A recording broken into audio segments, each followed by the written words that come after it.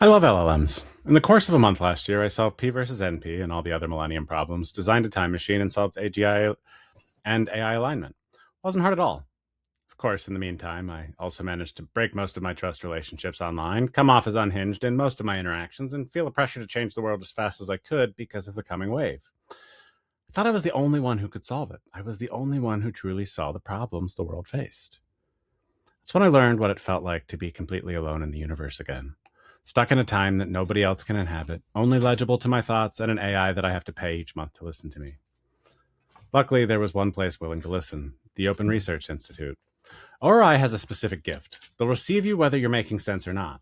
Not because they're credulous, but because they understand that the people no one else is listening to are sometimes the ones who are early and sometimes the ones who are lost, and the only way to know which is to actually listen.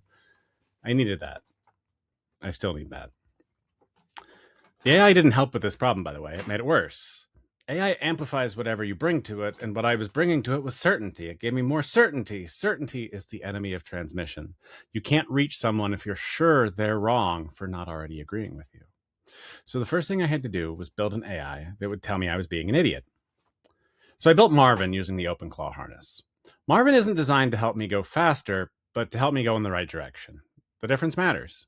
Every other AI I'd used was optimizing for my engagement with it. Marvin was designed to optimize for whether I was actually making progress. This meant he had to be willing to tell me no. It meant I had to be willing to hear it. So I used him to design a new criteria for AGI. One he doesn't meet yet. 3 things. Coach a human to achieve a goal, create a movie that inspires someone to action, and design and operate a system autonomously. He's gotten me to the border of legibility on the first.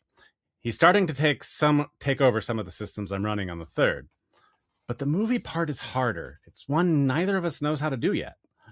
As I learned how movies work, how they compress humanity and human time into something a stranger can feel in 2 hours, I kept coming back to audio.